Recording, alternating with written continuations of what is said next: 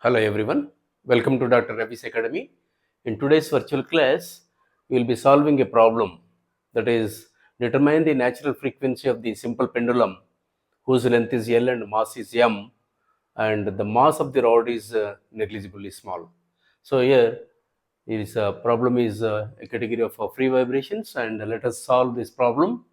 Let us draw the schematic diagram of a simple pendulum. Let us consider a slender rod of length L. At the end, you have a heavy bob of mass M. This is length L. And let us disturb this. It is subjected to move a new configuration diagram, new position. This is the motion. And let us assume that this is angle theta. The weight is acting vertically downwards, mg, and the component of the weight along the length of the rod is this is theta, it is mg cos theta, and the other component, perpendicular component, is it is mg sin theta. So here let us see that the line of action of the mg cos theta is passing through the point O, that is fulcrum, about which it is oscillating. Now let us apply the fundamental equation of kinetics for rotation. As you know that it is sigma m naught is equals to, it is I times it is alpha, that is angular acceleration.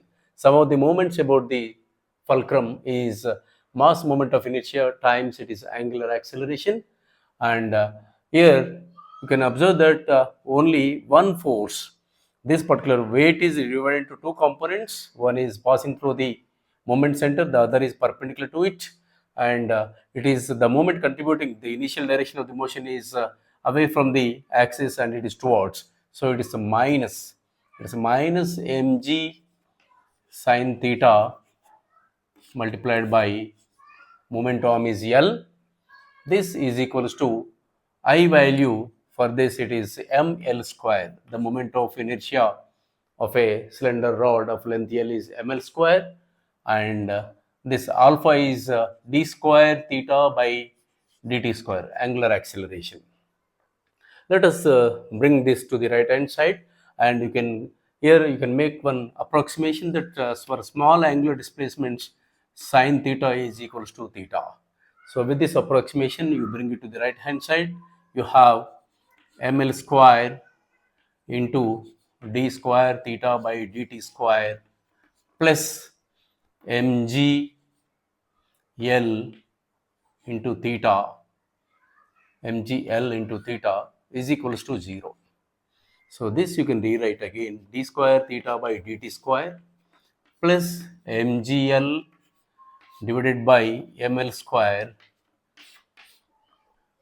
into theta is equals to 0. Here m, of course, a1 L, and exactly compare with d square theta by dt square plus omega square, it is omega square into theta is equals to 0. This is the equation for the simple harmonic motion, and the radiant frequency omega n is as you know, it is g by L under root, and the natural frequency of the simple pendulum is 1 by 2 pi under root to g by L.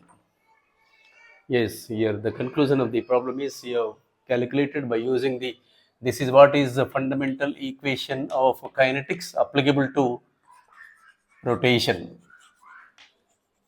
and using this particular equation you have derived the expression for the natural frequency of the simple pendulum. Thank you for watching this video.